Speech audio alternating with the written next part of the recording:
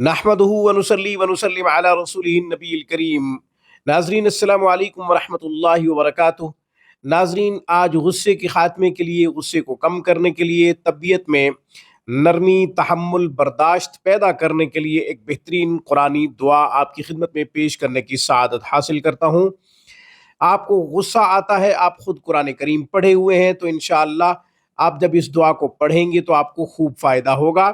یا پھر جس کو غصہ آتا ہے وہ خود پڑا ہوا نہیں ہے، تو گھر میں سے کوئی بھی یہ دعا پڑھ کے پانی پہ دم کر کے اس کو پلائے گا تو انشاءاللہ غصہ کم ہو جائے گا، طبیعت میں نرمی پیدا ہو جائے گی، تحمل، برداشت پیدا ہو جائے گی انشاءاللہ۔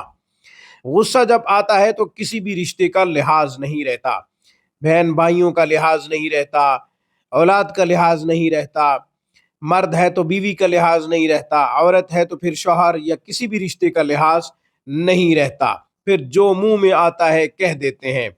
اس سے پہلے کہ وہ قرآنی دعا بتاؤں، عمل بتاؤں، ہمیشہ کی طرح درخواست کروں گا آپ خود بھی قرآن کریم پڑھیں، اپنے بچوں کو بھی صحیح حروف کے ساتھ قرآن کریم سکھائیں۔ قرآن کریم کی ایک آیت مبارکہ کا پڑھنا 100 رکعت نفل پڑھنے سے زیادہ افضل ہے، علم کا ایک باب سیکھنا 1000 رکعت نفل پڑھنے سے زیادہ افضل ہے۔ آن لائن کلاسز کے لیے، علاج معالجہ کے لیے آپ ہم سے رابطہ کر سکتے ہیں۔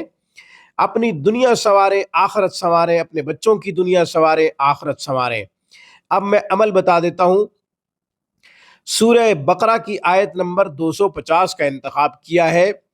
جب غصہ آئے تو اپنی کیفیت کو تبدیل کرے، اپنی حالت کو تبدیل کرے، یعنی غصہ کھڑے ہوئے آیا ہے تو چاہیے کہ بیٹھ جائے اور بیٹھ کر اس دعا کو پڑھے۔